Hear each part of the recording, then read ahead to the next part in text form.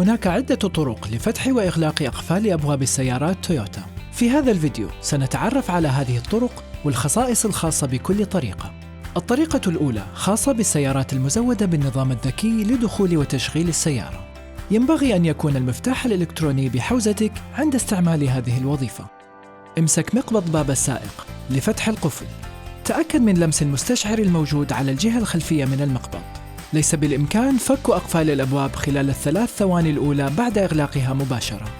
المس مستشعر التأمين لإغلاق الأبواب والموجود على الجزء العلوي أو الجزء السفلي من المقبض. بعد الإغلاق تأكد من أن الباب مؤمن بإحكام.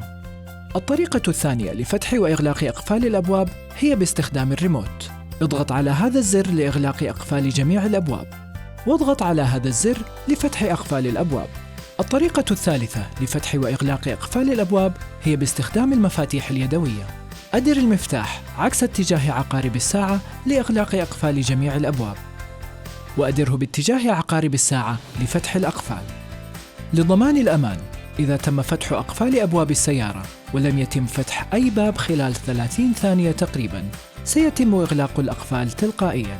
في حالة وجود أطفال في السيارة، بإمكانك استخدام قفل الأطفال، والذي يمنع الأطفال من فتح الأبواب الخلفية من الداخل بغض النظر عن وضع أقفال الأبواب.